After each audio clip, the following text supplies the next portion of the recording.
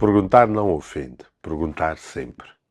José Maria Aznar, antigo primeiro-ministro de Espanha, terá dito um dia que não há perguntas complicadas, as respostas é que são. O presidente João Lourenço não esteve bem na resposta que deu à jornalista Helena Israel, da Rádio Eclésia em Saurimo, na Lunda Sul. A resposta foi a quente e deselegante, roçou a intolerância.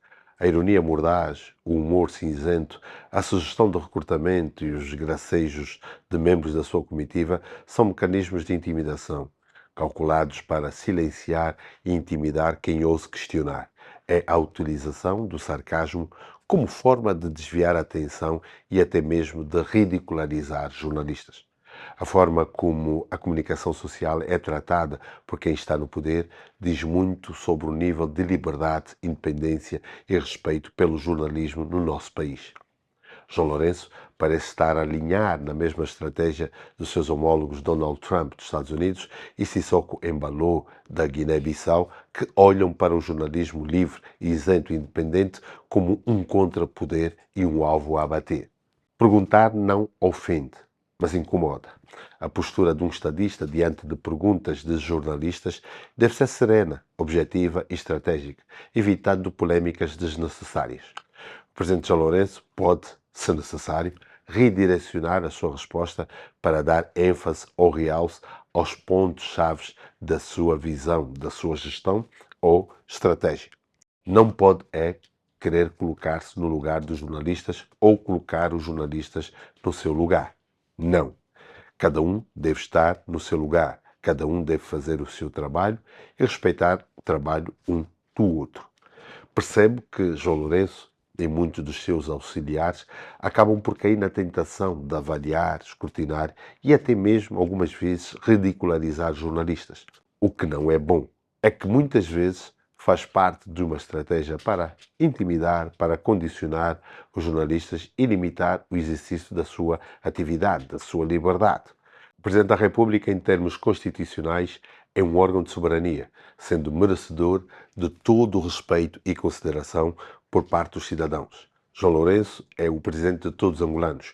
É o primeiro entre iguais. Por isso, também tem responsabilidades e deve ser um promotor do respeito pela liberdade de expressão e de opinião. Deve ser ele um defensor do exercício da atividade dos jornalistas. Mas se entender que não deve falar aos jornalistas, é livre de o fazer. Deixa de fazer conferências de imprensa e passa a fazer apenas declarações aos jornalistas. Sempre evita perguntas inconvenientes e não tem de se dar o trabalho de responder os jornalistas. Também não pode cair na tentação de fazer das conferências de imprensa um espaço de stand-up comedy.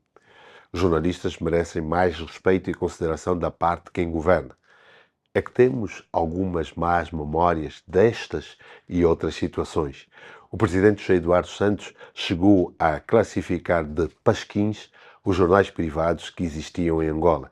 E isso foi durante uma viagem que fez aos Estados Unidos da América.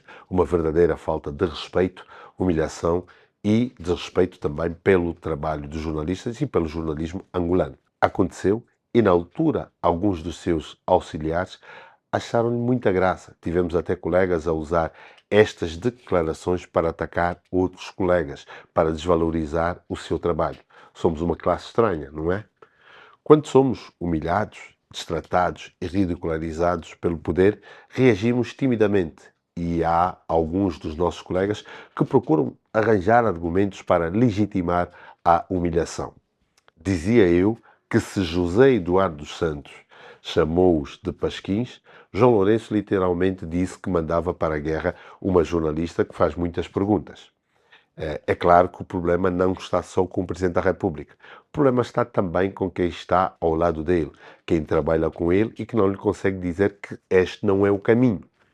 Em setembro de 2019, houve uma reportagem no telejornal da televisão pública que foi bastante caricata e, na altura, eu partilhei nas redes sociais e retrato aqui.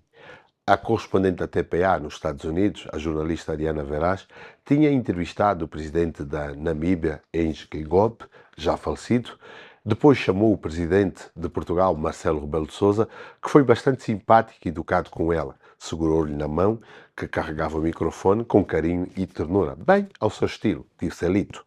E então veio a comitiva do Presidente da República, João Lourenço, que, apesar da insistência da repórter em pedir uma palavrinha, caminhava como se não lhe estivesse a ouvir.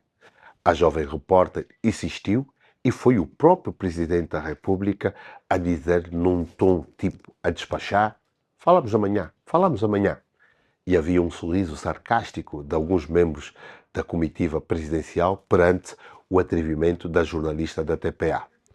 Ainda me recordo que em estúdio, a partir de Luanda e antes da reportagem, o jornalista Ernesto Bartolomeu fez questão de realçar que a TPA era a única televisão angolana que estava a cobrir a tal Assembleia Geral das Nações Unidas e que a sua colega tinha falado com vários líderes mundiais.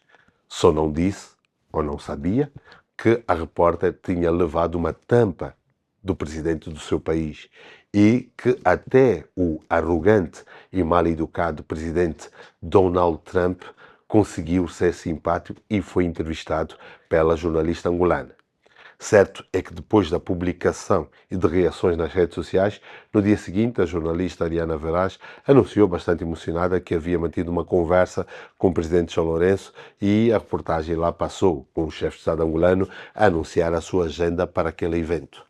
Este é só um exemplo de como as coisas são e como é que muitas vezes é a nossa relação com o poder. Temos de normalizar, muitas vezes, o facto do Presidente da República receber alguém no Palácio da Cidade Alta e não falar aos jornalistas presentes, sendo apenas o visitante a falar e o anfitrião nem aparece, ou então temos o caso do Presidente a falar para órgãos estrangeiros antes de qualquer visita oficial ou de Estado e os órgãos nacionais limitarem-se apenas a reproduzir tais entrevistas como verdadeiras caixas de ressonância, colocando-nos numa posição de subalternização. Há muita coisa que tem que mudar. Esta é uma posição não apenas minha, mas de muitos colegas meus que não têm voz e que não podem falar como eu falo. Os jornalistas são aquilo que o músico Paulo Flores chamou de tropas sem farda. A nossa arma é a caneta. O meu partido é e será sempre o jornalismo. Tem dito que sou politicamente incorreto, ideologicamente indisciplinado e doutrinariamente desalinhado. Obviamente não sou bom partido para os partidos. Eu não me recomendo e sugiro que não me recomendem também. Sou um tropa sem farda, como disse Paulo Flores, e que digo sempre: perguntar não ofende, perguntar sempre.